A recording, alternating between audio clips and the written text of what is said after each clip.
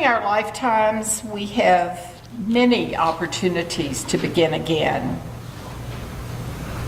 Our hymn we just sang, Spirit of Life, is actually an invitation from us to that sacred unity to flow through us as spirit or life.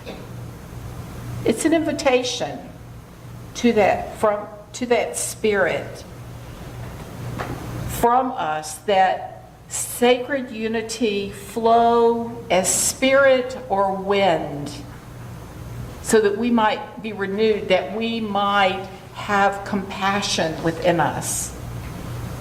And in that hymn, we acknowledge that we are connected with the transforming power of life that moves through us as the blowing wind and the rising sea.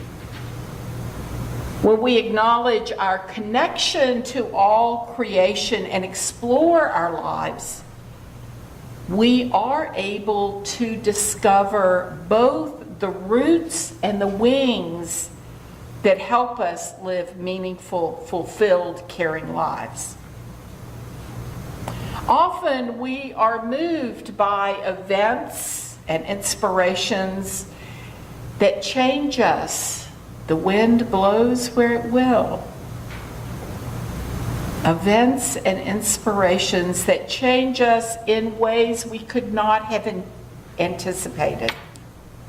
What we do with our lives is up to us. Certainly, I've had those kinds of experiences in the last few months where life changed in ways I didn't anticipate. Some of our beginning again has been wonderful if we look back at our lives, and other aspects make us real, R-E-E-L, and hopefully R-E-A-L, pushing us to seek new ways of being ourselves. We move, we take new jobs, we begin relationships, we end relationships. Our interests and our preferences change. We work on ourselves, encouraging spiritual and psychological growth.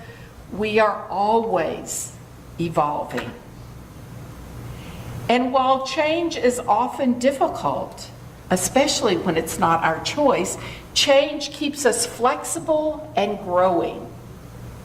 And though change is a constant in the lives of all living, breathing beings, it is remarkable how strongly we hold on to what was, and how strongly we often resist the future that is always moving toward us.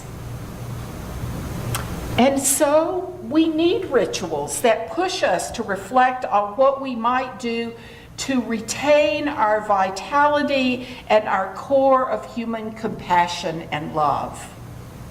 We need a time when we say, this is a new season. This is a new year for beginning again. Rosh Hashanah, the days of awe, and Yom Kippur, the Day of Atonement, become essential rituals for the whole human family. Without such times of imposed reflection, we sometimes drag ourselves through life burdened by the lists we keep of who has done what to us.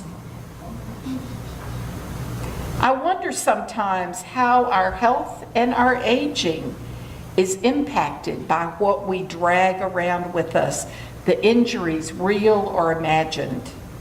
Injuries that may not have been intentional, but nevertheless, injuries that we sometimes hold on to for years, even creating our self-identity around wounds that become cherished belongings. What do we hold for good or ill that we deem, like Gollum did, that thing that is too precious to let go of? How are these things that we hold on to spending the short and precious lives with which we are entrusted. Over the years, I've talked with many people who resist or are opposed to the concept of forgiveness and reconciliation. Yom Kippur and Rosh Hashanah are not unique holidays, for in all cultures and all faiths over the millennia, the human family has learned the important lessons of how essential the nature of forgiveness and reconciliation are to living happy, fulfilled lives. Sadly, we as people and nations forget what we sometimes learn. We forget that forgiveness is not about the person with whom we are angry. Forgiveness is not about condoning actions that cause injury. Forgiveness is about us. Forgiveness is the gift that we give to ourselves so we might be free. It's a gift to ourselves so that we can take our power back and cease giving others the power over our happiness and joy.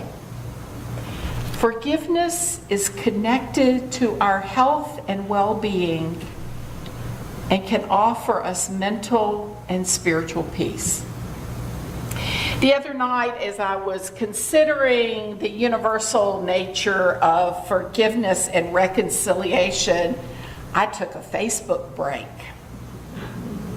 And there, right there on Facebook, was a reading from a wonderful acquaintance in Richmond, Virginia. Jamil and I worked on several interfaith projects together when I was in Richmond. He is a leader in the large mosque in Richmond. He and his family are Palestinian. Jamil and his wife just took their grandchildren to visit their land and the olive trees in Palestine. They and their people have suffered great losses, many more than we might comprehend. He's a key spokesperson for reconciliation. And this is what Jamil posted.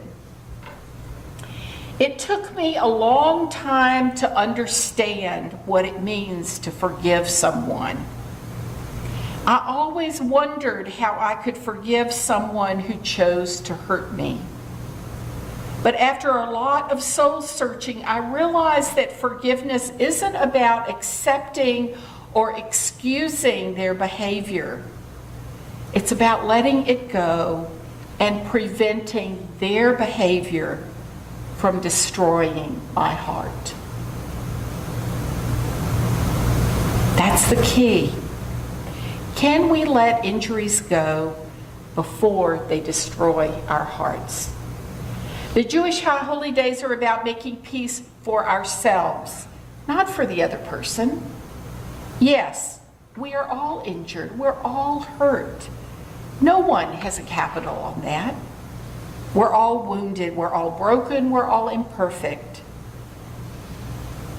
The question is, how much of our life energy we choose to put into grudges, injuries, the imperfections of others. If we have the courage to offer forgiveness, then what might we do with this one wild and wonderful life that is ours? Do we wish to drag ourselves through life, recalling, rehashing? Do we wish to live without boundaries, allowing others to harm us? Or might we learn to forgive and to seek forgiveness, to set healthy boundaries for ourselves? Might we search deep in ourselves and choose to begin again in love?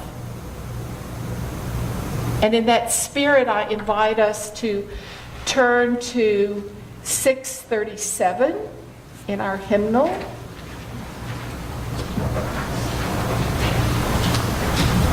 So this is our responsive reading where we will sing the response, and this really is a question for us.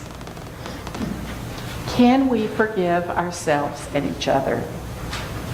And I'll begin reading, and then we will sing those words.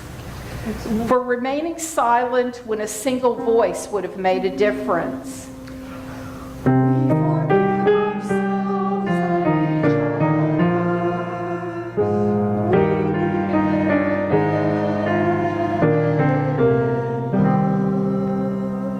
For each time that our fears have made us rigid and inaccessible,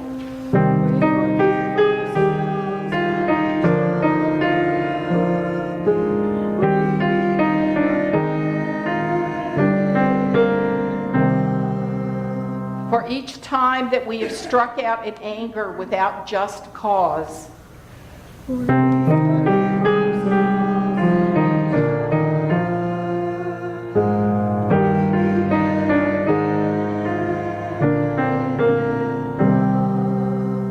for each time that our greed has blinded us to the needs of others,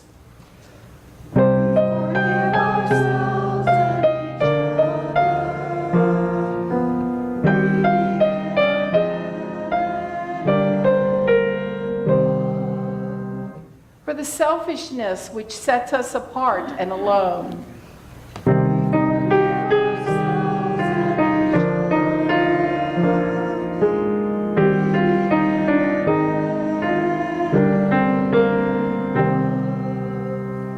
for falling short of the admonitions of the Spirit,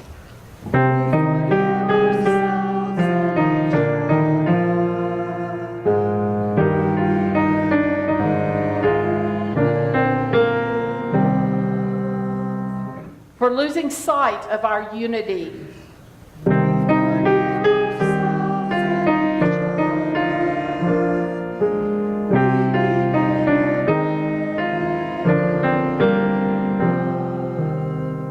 for those and for so many acts, both evident and subtle, which have fueled the illusion of separateness.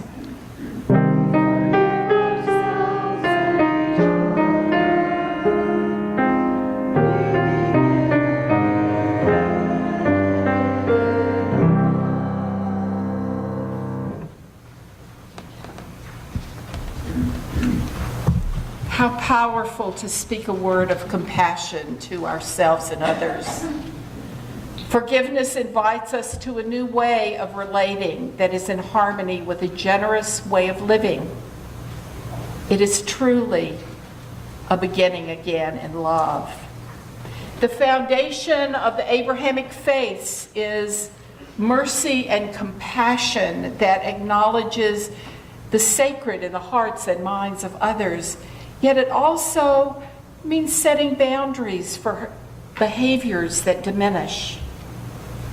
Mercy and compassion, key aspects of love, begin with ourselves, moving out to others, our community, our nation, our world. Forgiveness assumes that we offer mercy to one another. Without our willingness to offer mercy, we cannot authentically relate to one another. So I'd like for us to look just for a moment. This is one of my favorite hymns, hymn number 213.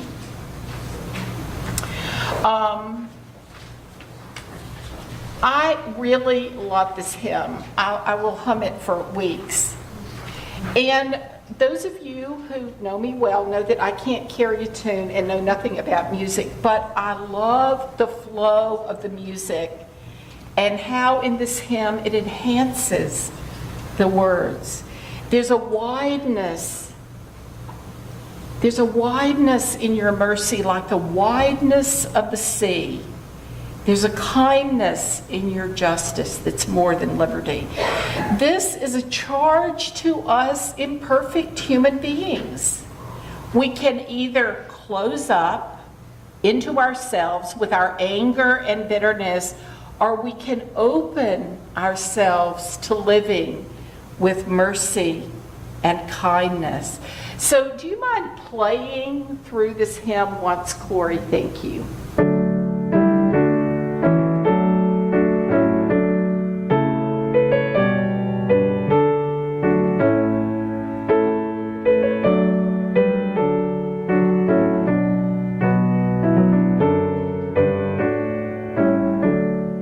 Wasn't that a lovely flow? Almost like a waltz. The music flows with the call to walk, the widening of our heart, the widening of our lives, to be more than we are at this moment. The next verse, still with that flowing music, is a warning for us all. We make our love too narrow because of the limits we set. The limits that we imagine a strictness to that love that the sacred doesn't own. Limits are created and imposed by people. Some are important, some are inauthentic limits. And still, as we sing and acknowledge our limitation, the open, flowing music is reminding us that we need to live the message of mercy and love. And the final verse reminds us that the eternal, by whatever name we call the sacred, is greater and more expansive than our minds and hearts can imagine. This is the essence of the days of awe. This is the true message of the seasons of forgiveness and reconciliation of Rosh Hashanah and Yom Kippur. Our invitation in the next few days is to prepare our hearts for an openness and a wideness that can embrace forgiveness so that we might be free to a wideness of mercy that is wider than the sea. I invite us to rise in body or spirit and sing this hymn, number 213.